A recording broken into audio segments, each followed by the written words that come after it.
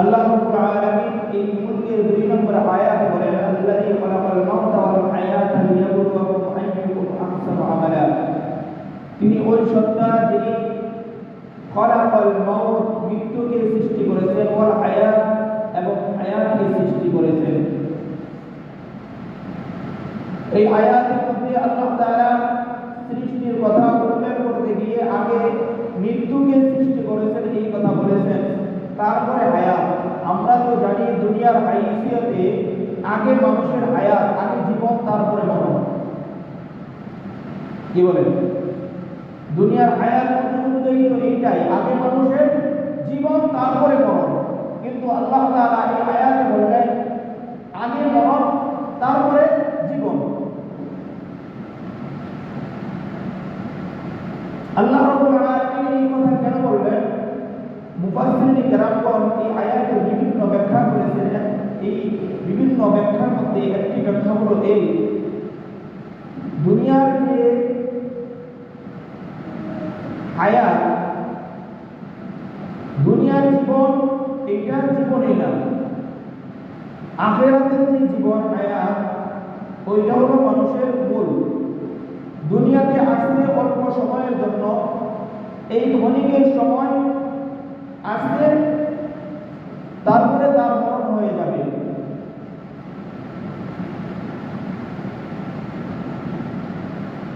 মরণ হওয়ার পরে যে একটা জিন্দেগি শুরু হবে, অনন্তকাল, অনন্তকালের যে জিন্দেগি, যে জিন্দেগির শুরু আছে শেষ নয়, ওইটাকেই প্রকৃত হায়াত বলে, জীবন বলে।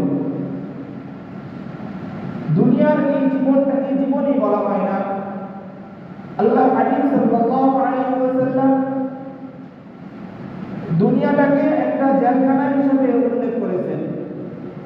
মানুষের জেলখানার জীবন যেরকম ভাবে কোনো জীবনই হইতে পারে না, ওইখানে বাঁচা মরা সমান, ঠিক তদ্রুপ ভাবে দুনিয়ার এই সামান্য হায়াত আখিরাতের জিন্দেগির অনুযায়ী কোনো জিন্দেগি। তাহলে দুনিয়ার এই জীবনটাকে কেন আল্লাহ তাআলা দিলেন?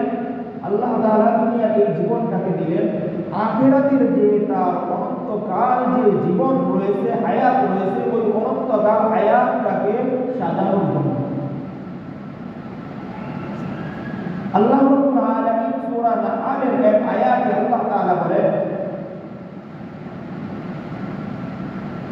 মান আমিলা সালিহান মিন যাকারিন আও উনসা ওয়া হুয়া মুমিন। আল্লাহ রাব্বুল আলামিন বলেন, কোন নারী এবং পুরুষ ঈমান অবস্থায়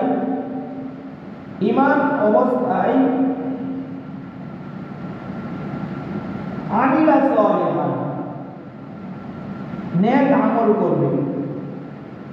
ঈমানদার অবস্থায় যখন নেক আমল করবে, আল্লাহ রাব্বুল আলামিন বলেন, ওয়ালা ফালানুহিয়ান্নাহু হায়াতান তাইয়্যিবা, আমি তার দুনিয়ার হায়াত এবং আখিরাতের হায়াত, দুনিয়ার হায়াত এবং আখিরাতের হায়াতকে আমি রব্বুল আলামিন হায়াতান তাইয়্যিবা, উত্তম হায়াত দান করব। সুবহানাল্লাহ। দুনিয়ার জিন্দেগিতে তার কোনো পেরেশানির চিন্তা থাকবে না, আখিরাতের জিন্দেগিতেও তার কোনো পেরেশানি চিন্তা থাকবে না। তার কাজ কি করতে হবে? আমিলা সালিহা, নেক আমল করতে হবে, নেক আমল। এবং এই নেক আমল কি? একজন ঈমানদারের 24টা ঘন্টা তার নেক আমল। ঈমানদার সে ঘুমাইবে, ঘুমটা যদি নবীজি সাল্লাল্লাহু আলাইহি ওয়াসাল্লামের সুন্নাত তরিকায় হয়,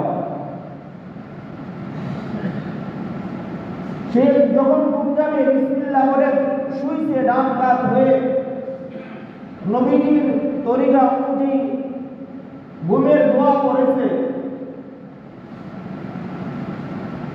সারা রাত সে ঘুমাইবে, এই ঘুমটা ইবাদত হবে। ঘুম থেকে উঠবে, নবীজি সাল্লাল্লাহু সাল্লাল্লাহু আলাইহি ওয়াসাল্লামের সুন্নাত অনুযায়ী উঠবে এবং দোয়া করবে, তার এই গুণটা হবে তার ইবাদত। সে ব্যবসা বাণিজ্য করবে, এটাও যদি নবী সাল্লাল্লাহু আলাইহি ওয়াসাল্লামের ব্যবসা, তিনি যেভাবে ব্যবসা করেছেন ওই তরিকা হয়, তাহলে এই ব্যবসাটা হবে তার জন্য ইবাদত। সে চাকরি করবে, নবী সাল্লাল্লাহু আলাইহি ওয়াসাল্লাম যেভাবে চাকরি করেছেন ওইভাবে যদি সে চাকরি করে, তাহলে তার এইটা হবে তার ইবাদত।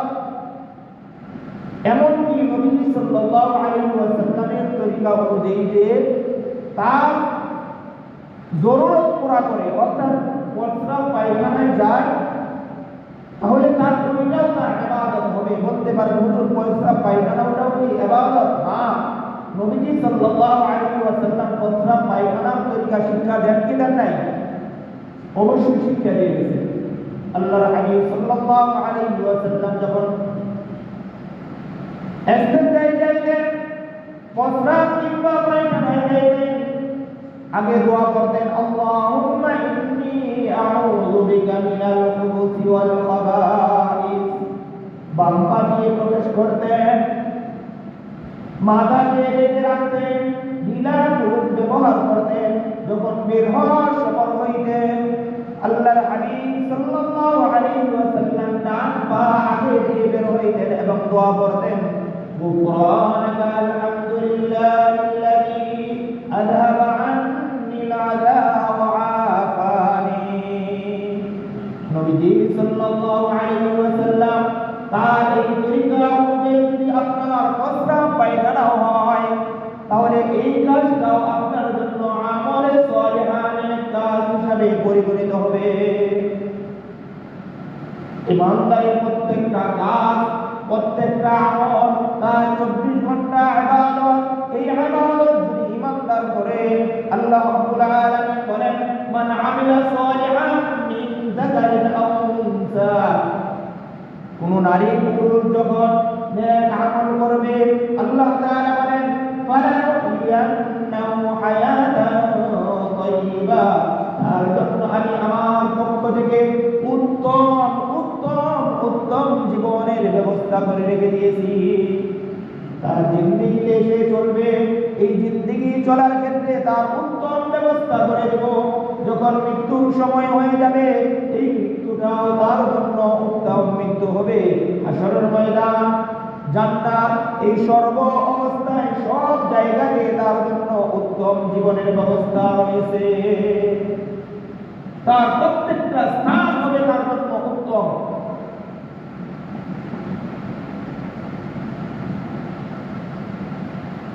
فَلَنُحْيِيَنَّهُ حَيَاةً طَيِّبَةً। আল্লাহ তাআলা অতঃপর বলেন, وَلَنَجْزِيَنَّهُمْ أَجْرَهُمْ بِأَحْسَنِ مَا كَانُوا يَعْمَلُونَ। আল্লাহ রাব্বুল আলামিন বলেন, অবশ্যই আমি তাকে তার এই নেক আমলের কারণে তাকে আমি উত্তম প্রতিদান দান করব। আজরাহুম বিআহসানি মা কানু ইয়ামালুন। দুনিয়াতে সে নেক আমল যা করেছে, এই নেক আমল অনুযায়ী আমি তাকে জান্নাতের জন্য তার উত্তম ব্যবস্থা রেখে দিয়েছি। সে যে নেক আমল করেছে, এই নেক আমলের জন্য আমি রব্বুল আলামিন জান্নাতে তার জন্য উত্তম ব্যবস্থা করে রেখে দিয়েছি। মুহতারাম হাজিরিন, আল্লাহ রাব্বুল আলামিন যারা ইমানদার নেক আমল করে, আমরা তো বাহ্যিক দৃষ্টিতে দেখি, অনেক সময় অনেক ক্ষেত্রে দেখা যায় যারা নেক আমল করে, ভালো নামাজ পড়ে, 5 ওয়াক্ত নামাজ, তারা দেখা যায় অনেক সময় বেশি বিপদের মধ্যে থাকে। থাকে কি থাকে না? অনেক সময় অনেক ক্ষেত্রে দেখা যায় যারা নেক আমল করতেছে, আমরা বাহ্যিক দৃষ্টিতে দেখি, বাহ্যিক দৃষ্টিতে আমরা দেখি তারা তো বিভিন্ন রকমের মুসিবতে, বালা মুসিবতের মধ্যে পড়ে থাকে। ও বন্ধু, যারা ইমানদার সালেহ ব্যক্তি, তাদের উপর দিয়ে বিপদ আপদ যখন আসে, তারা এই বিপদ আপদটাকেও আল্লাহ রাব্বুল আলামিনের পক্ষ থেকে নিয়ামত হিসেবে গ্রহণ করে। তারা মনে করে আল্লাহ তাআলার পক্ষ থেকে এই যে বিপদ আসছে, এইটার মাধ্যমে আল্লাহ তাআলা আমাকে জান্নাতে মর্যাদা বৃদ্ধি করে দিবেন, জান্নাতে মর্যাদা বৃদ্ধি করে দিবেন।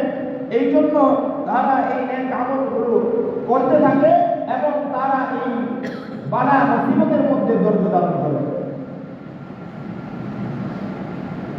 কারণ আল্লাহর হাবিব সাল্লাল্লাহু আলাইহি ওয়াসাল্লাম বলেন, আল্লাহ রাব্বুল আলামিন জান্নাত জাহান্নাম যখন সৃষ্টি করেছেন, জান্নাতটাকে বিভিন্ন রকমের বালা মুসিবত বিপদ আপদ দিয়ে এই জান্নাতের উপরটাকে আল্লাহ তাআলা ঢেকে দিয়েছে।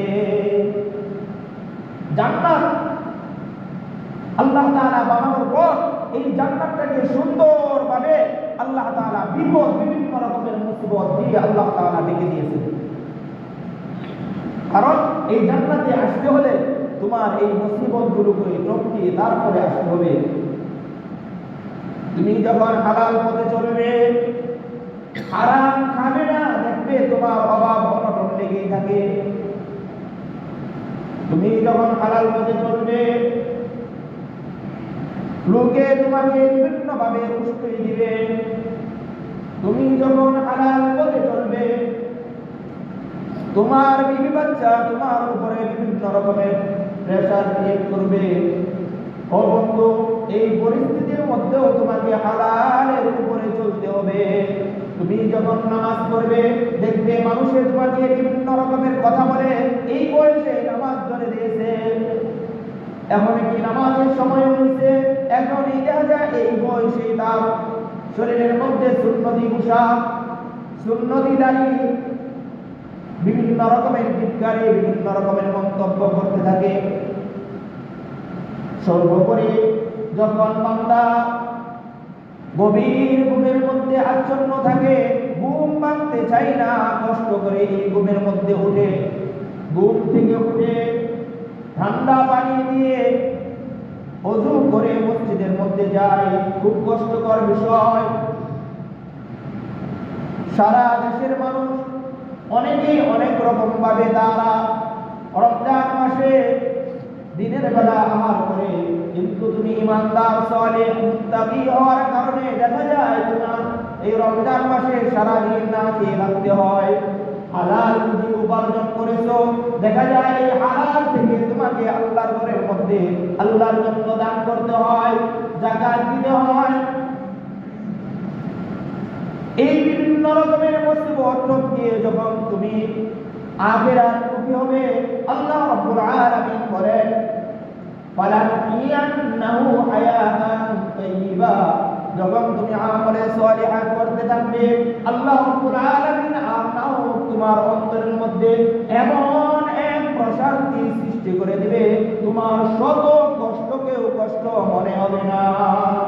অনেক কষ্ট, বিভিন্ন রকমের কষ্ট, মানুষের কথা, ইবাদত করতে ঝামেলা, তারপরেও করতেছো, এই কষ্টকে কষ্ট মনে হবে না, কারণ আমি এইগুলো তো করতেছি আমার মালিক আল্লাহ তাআলা। বেলাল হাফসি রাদিয়াল্লাহু তাআলা আনহু কে উবাই ইবনে খালদ, আবু জাহেল, উতবা, শাইবা এরা বেলাল হাফসি রাদিয়াল্লাহু তাআলা আনহু কে বিভিন্ন রকমের জুলুম অত্যাচার করে আগুন জ্বালিয়ে লাল অঙ্গারগুলোকে তার শরীরের নিচে রেখে দেয়। এইগুলার উপর দিয়ে তার গড়াগড়ি করতে হবে, গড়াগড়ি করায় হযরত বেলাল হাফসি রাদিয়াল্লাহু তাআলা আনহু এইগুলার মধ্যে সারাদিন গড়াগড়ি করে, আর তার শরীরের রক্ত এবং মাংসের মাধ্যমে এই আগুনগুলো নিভে যায়। আবু জাহেল বলতে থেকে, ও বেলাল, তুমি যে আল্লাহকে ডাকতেছো ওই আল্লাহর ডাক ছেড়ে দাও, তাহলে তোমাকে এই কষ্ট থেকে মুক্তি দেওয়া হবে এবং তোমার জন্য সুন্দর থাকার ব্যবস্থা করে দেওয়া হবে। বেলাল হাফসি রাদিয়াল্লাহু তাআলা আনহু এই কষ্টের মধ্যেও তিনি উচ্চারণ করতে থাকেন, আহাদ আহাদ আহাদ, আমার আল্লাহ এক, আমার আল্লাহ এক, লা শারীকা লাহ, আমার আল্লাহর কোনো শরীক নাই। ওরে বেলাল, তুমি এত কষ্টের মধ্যে থেকে তুমি আহাদ আহাদ বলতেছো কেন? বেলাল জবাব দে, ও কাফের মুশরিকেরা, আমি এই কষ্টের মধ্যে আহাদ আহাদ জপতে যে শান্তি পাই, তোমরা আরামের বিছানায় ঘুমিয়েও এবং শান্তি পাও না। আমি এই কষ্টের মধ্যে থেকে যে পরিমাণ শান্তি পাই আমার আল্লাহকে ডেকে, কারণ আমি এই কষ্টের মধ্যে আল্লাহকে ডাকবো আর আমার মর্যাদা আল্লাহ তাআলার দরবারে বৃদ্ধি হইতে থাকবে। এই জন্য আল্লাহ রাব্বুল আলামিন তার হাবিব সাল্লাল্লাহু আলাইহি ওয়াসাল্লামের মাধ্যমে জানিয়ে দেন, ও হাবিব জানিয়ে দেন, আমি জান্নাতটাকে এরকম কষ্টদায়ক বস্তু দিয়ে আমি জান্নাতটাকে রেখে দিয়েছি।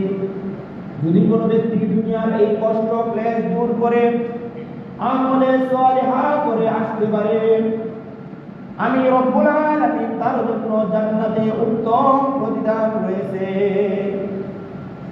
আর আল্লাহ হাবিব সাল্লাল্লাহু আলাইহি ওয়াসাল্লাম বলেন, আল্লাহ রাব্বুল আলামিন জাহান্নামকে দুনিয়ার চাকচিক্য, সুদ, হারাম, ঘুষ, মিথ্যা, বিপদ, শিকায়েত, এই সমস্ত খারাপ বস্তু দিয়ে জান্নাতটাকে সুসজ্জিত করে জাহান্নামের উপরে সাজিয়ে রেখে দিয়েছে। কত সুন্দর দেখা যায়। মানুষ যখন এইগুলোর মধ্যে আসবে, এই সুন্দর চাকচিক্যময় জিনিস দেখে মানুষ জান্নাতের কথা ভুলে যখন এই সমস্ত জিনিসের মধ্যে আসবে, তখন অবশ্যই সে জাহান্নামের মধ্যে নিক্ষিপ্ত হবে। আল্লাহ রাব্বুল আলামিন জান্নাত জাহান্নাম যখন সৃষ্টি করলেন, জিবরাইল আলাইহিস সালামকে বললেন, ও জিবরাইল, যাও আমার জান্নাতটাকে দেখে আসো। জিবরাইল আলাইহিস সালাম জান্নাত ঘুরে এসে বলতেছে, ইয়া রাব্বুল আলামিন, আমি জান্নাত যে অবস্থা দেখছি, আপনার কোন বান্দা এই জান্নাতে যেতে পারবে না। কেন? ও এত কষ্ট করে কোন ব্যক্তি জান্নাতে যাবে, এইটা হইতে পারে না। অতঃপর আল্লাহ রাব্বুল আলামিন জিবরাইলকে বললেন, ও জিবরাইল, যাও আমার জাহান্নামকে দেখে আসো। জিবরাইল আলাইহিস সালাম গেলেন। জাহান্নাম এত সুন্দরভাবে আল্লাহ তাআলা জাহান্নামের উপরে ঢাকনা দিয়ে সুন্দর সাজিয়ে রাখলেন। জিবরাইল আলাইহিস সালাম দেখে এসে বলতেছে, ইয়া রাব্বুল আলামিন, আমার তো মনে হয় আপনার কোন বান্দা এই জাহান্নামে যাওয়া ছাড়া বাদ থাকবে না। তাহলে বোঝা গেল কি আল্লাহ রাব্বুল আলামিন জান্নাত জাহান্নাম এইগুলা দুইটাকে দুই ভাবে সাজিয়েছেন।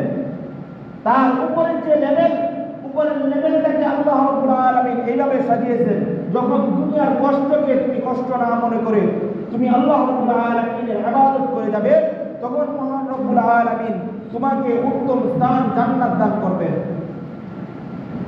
আর জান্নাত, আল্লাহ রাব্বুল আলামিন জান্নাতটাকে বান্দার জন্য এত মনোরমভাবে আল্লাহ তাআলা সৃষ্টি করেছেন। জান্নাতে বান্দা জান্নাতে যাবে, ওইখানে গিয়ে বান্দা যা মন চাইবে আল্লাহ রাব্বুল আলামিন বান্দার তাই করবে। যা চাইবে জান্নাতে গিয়ে তাই পাইবে। কি করতে হবে? শুধু আল্লাহ রাব্বুল আলামিন বলেন, দুনিয়ার তোমার অল্প হায়াত, অল্প জিন্দেগি, এই অল্প জিন্দেগি যদি আল্লাহর হুকুম এবং তার হাবিব সাল্লাল্লাহু আলাইহি ওয়াসাল্লামের তরিকায় তুমি কাটাইতে পারো, এই দুনিয়ার জিন্দেগি তুমি আল্লাহর হুকুমে কাটাইবে। আল্লাহ তাআলার নির্দেশে এই দুনিয়ার জিন্দেগি তুমি অতিবাহিত করবে, সামান্যতম জিন্দেগি। এইখানে তোমার এই জীবনটাকে তুমি আল্লাহর রাস্তায় ব্যয় করবে। মৃত্যুর পরে তোমার জিন্দেগি তুমি তোমার নিজের ইচ্ছায় ব্যয় করতে পারবে। সুবহানাল্লাহ। এইখানে তুমি আল্লাহর দাসত্ব করবে। আল্লাহ যেইভাবে নির্দেশ দিয়েছেন, যেইভাবে করতে বলেছেন, এইভাবে করবে। ওইখানে গিয়ে তুমি যেইভাবে চাইবে ওইভাবে দিবে। ওইখানে গিয়ে তুমি যা চাবে আল্লাহ রাব্বুল আলামিন তাই তোমার জন্য ব্যবস্থা করে রেখে দিয়েছেন। শুধু কি করতে হবে? তোমার নেক আমল করতে হবে। শুরুতেই যে সূরা মুলকের আয়াত আমি তেলাওয়াত করেছিলাম, আল্লাহ রাব্বুল আলামিন এই যে এই আয়াতের মধ্যে আল্লাহ তাআলা এই কথাই বলে দিয়েছেন, আল্লাযী খালাকাল মাউতা ওয়াল হায়াতা লিয়াবলুয়াকুম আইয়ুকুম আহসানু আমালা। আমি তোমার মৃত্যু এবং তোমার জীবন হায়াতটাকে আমি রব্বুল আলামিন সৃষ্টি করে দিয়েছি। দুনিয়ার এই অল্প সময় তোমার এই অল্প হায়াতটাকে হায়াতে না, এই হায়াতটা শেষ হওয়ার পর যখন মৃত্যু হবে, মৃত্যু হওয়ার সাথে সাথে তোমাকে মহান রব্বুল আলামিন নতুন এমন একটি জিন্দেগি দান করবেন, যেই জিন্দেগির শুরু আছে শেষ না, যেই জিন্দেগি শুরু হবে এইটার শেষ হবে না। ওয়াল হায়াতা, আমি তোমার এই মৃত্যু এবং জীবনকে সৃষ্টি করেছি একটা মাত্র উদ্দেশ্য, তোমার এই জিন্দেগির মধ্যে লিয়াবলুয়াকুম আইয়ুকুম আহসানু আমালা। আল্লাহ তাআলা বলেন, আমি মহান রব্বুল আলামিন তোমাকে এইটা দেখার জন্য, তোমার জীবনটাকে, তোমার জীবন থেকে এই জিনিসটা পরীক্ষা নেওয়ার জন্য, তোমরা কারা আমি রব্বুল আলামিনের হুকুম মানো আর কে কে আমি রব্বুল আলামিনের হুকুম অমান্য করো, এইটার পরীক্ষা নেওয়ার জন্য তোমার হায়াত এবং মৃত্যুকে আমি রব্বুল আলামিন সৃষ্টি করেছি। কে কে নেক আমল করে, দুনিয়ার হায়াতের জিন্দেগির মধ্যে কে ভালো কাজ করবে আর কে মন্দ কাজ করবে, কে কে কি করবে, এইটার পরীক্ষা নেওয়ার জন্য আমি রব্বুল আলামিন তোমার এই মৃত্যু এবং জীবনকে সৃষ্টি করেছি। আর না হয় আল্লাহ রাব্বুল আলামিন কে কোন জায়গায় যাবে, কে কোন পথে চলবে, এইটা আল্লাহ রাব্বুল আলামিন জানেন কি জানেন না? আল্লাহ তাআলা জানেন, পূর্বে থেকেই আল্লাহ তাআলা জানেন কে কোন দিকে যাবে, কে কোন পথে চলবে। এখন আল্লাহ তাআলা কেন এইটা করলেন, দুনিয়ার হায়াত নামক এই জীবনের মধ্যে কেন প্রেরণ করলেন? একটা উদ্দেশ্য।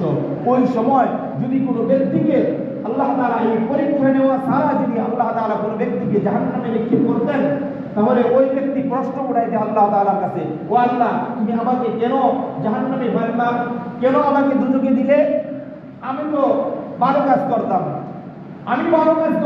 তারপরেও কেন আমাকে দুজকে দিলে? এই প্রশ্ন যাতে উত্থাপন করতে না পারে, এই জন্য আল্লাহ তাআলা হায়াতের এই জিন্দেগি দিয়েছেন। তোমাকে উন্মুক্ত করে দেওয়া হয়েছে, তোমাকে দুইটা রাস্তা, ফারিকুম ফিল জান্নাতি ওয়া ফারিকুম ফিন নার, তোমাকে দুইটা রাস্তা তোমার সামনে খুলে দেওয়া হয়েছে এবং বলে দেওয়া হয়েছে এই রাস্তাটা জান্নাতের, এই রাস্তাটা জাহান্নামের। এখন তুমি গিয়ে, তোমাকে ইচ্ছা শক্তি দেওয়া হয়েছে, তোমার পরিপূর্ণ ইচ্ছা শক্তি তোমাকে দেওয়া হয়েছে, তুমি যেই রাস্তায় চলতে চাও ওই রাস্তায় চলতে পারবে, তোমাকে এইখানে কেউ বাধা দেবে না। আর না হয় আল্লাহ তাআলা তো পারতেন মানুষকে জোর জবরদস্তি করে তার ফেরেশতার মাধ্যমে জান্নাতের পথে চলাইতে, পারতেন কি পারতেন না? আল্লাহর অসংখ্য অগণিত ফেরেশতা আছে, কোন ঘুষ খাবে, ওই ফেরেশতারা আল্লাহ তাআলার হুকুমে আল্লাহ তাআলা চাইলেই পারতেন ওই ফেরেশতা কোন মিথ্যা বললে বাড়ি শুরু করবে, ঘুষ খালে তাকে পিটানি শুরু করবি, নামাজ না পড়লে পিটানি শুরু করবি। আল্লাহ তাআলা চাইলে এটা পারতেন কি পারতেন না? কিন্তু এটা করেন নাই, কারণ লিয়াবলুয়াকুম, তোমার থেকে পরীক্ষা নেওয়া হবে। কি নেওয়া হবে? পরীক্ষা নেওয়া হবে। এই দুনিয়াটা তোমার জন্য পরীক্ষার হল, এখানে তোমাকে উন্মুক্ত ছেড়ে দেওয়া হয়েছে। পরীক্ষার হলের ভিতরে যখন কোনো পরীক্ষার্থী ঢুকে, ওইখানে তাকে বলে দেওয়া হয় না তুমি এটা করতে থাকো, এটা লিখতে থাকো, কিংবা ভুলটা লেখলেও বলা হয় না তুমি ভুল করতেছো, এটা ঠিক করে দেখো, কোনো কিছুই বলে দেওয়া হয় না। তুমি লিখতে থাকো, তোমার ফলাফল আসবে পরে, কেউ কিচ্ছু বলবে না। ভাবে আল্লাহ তাআলা এই পরীক্ষার হল নামক এই দুনিয়ার মধ্যে আল্লাহ তাআলা আমাদেরকে প্রেরণ করে উন্মুক্ত ছেড়ে দিয়েছে, যাও তুমি এখানে করতে থাকো, তুমি যে নেক আমল করবে, তুমি যা করবে তার ফলাফল তোমার জন্য অপেক্ষা করতেছ। লিয়াবলুয়াকুম, তোমাদেরকে পরীক্ষা নেওয়া হবে, তোমাদের মধ্য থেকে কোন ব্যক্তি আহসানু আমালা, নেক আমল করে তোমাদের মধ্য থেকে কোন ব্যক্তি এইটার পরীক্ষা নেওয়ার জন্য আল্লাহ রাব্বুল আলামিন তোমাদের মৃত্যু এবং তোমাদের জীবনকে সৃষ্টি করেছেন।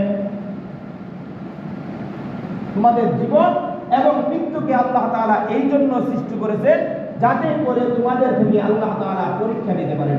মুহতারাম হাজিরিন, এই যে হায়াতের সামান্য জিন্দেগি, হায়াতের অল্প জিন্দেগি, এই অল্প হায়াতের জিন্দেগির মধ্যে, হায়াত নামক এই অল্প সময়ের মধ্যে যদি আমরা আল্লাহ রাব্বুল আলামিনের হুকুমে চলতে পারি, তাহলে এইখানে আমরা আল্লাহ তাআলার ইচ্ছায় চলবো। হায়াতের জিন্দেগির মধ্যে অল্প সময়, আর ওইখানে যাওয়ার পরে আল্লাহ তাআলা আমার ইচ্ছায় সব কিছু হবে অনন্তকাল। এখন আমার এই অল্প সময় আমি আল্লাহ তাআলার হুকুমে চলবো নাকি আমার ইচ্ছায় চলবো? যদি মনে করেন এই অল্প হায়াতের জিন্দেগিতে আমি আমার ইচ্ছায় চলবো, আমার ইচ্ছায় আমি আমার টাকা খরচ করব, আমার ইচ্ছায় আমি যা ইচ্ছা তা করব, যদি এইখানে অল্প সময় নিজের ইচ্ছা খরচ করতে চান, প্রয়োগ করতে চান আপনার নিজের ইচ্ছা, ওইখানে গিয়ে আর আপনার কোনো ইচ্ছা থাকবে না। মৃত্যুর পরে আপনার কোনো ইচ্ছা ওইখানে কাজ হবে না। এইখানে আপনি অল্প সময় আপনার নিজের মন চাহি জিন্দেগি যাপন করবেন, ওইখানে গিয়ে আল্লাহ রাব্বুল আলামিন আপনাকে অনন্তকাল অনন্তকাল অনন্তকাল যেই সময়, যেইটার শুরু আছে শেষ নাই, শুরু হবে এবং শেষ হবে না, ওই সময় আল্লাহ তাআলা আপনাকে আমাকে কঠিন শাস্তি দিবে। এই জন্য এই অল্প সময়টুকু আল্লাহ তাআলার ইচ্ছায় ব্যয় করা যায় না ভাই। অল্প সময় হায়াতের জিন্দেগির মধ্যে আপনি এই অল্প সময় আছেন, এই হায়াতের জিন্দেগি, যেই লোকটা দৈনিক 5 বার 10 বার খায়, তার জীবন আটকে থাকে নাকি শেষ হয়? শেষ হয়, ফুরিয়ে যাচ্ছে। যেই লোকটা সারাদিন একবারও খায় না, তার জীবন অতিবাহিত হচ্ছে। যে খায় তার জীবনও শেষ হয়, যে খায় না তার জীবনও শেষ হয়। যে সুখে আছে তার জীবন শেষ হয় কি হয় না? যে কষ্টে আছে তার জীবন, আপনি যে অবস্থায় থাকেন আপনার হায়াতের জিন্দেগিতে এই সময়টুকু ফুরিয়ে যাচ্ছে যাচ্ছে, যাবেই যাবে, এটা ফিরে আসবে না। সুতরাং এই অল্প সময়, যে সময়টুকু আল্লাহ তাআলা আমাদেরকে দান করেছে, এই অল্প সময় আমরা আল্লাহ রাব্বুল আলামিনের হুকুম এবং তার হাবিব সাল্লাল্লাহু আলাইহি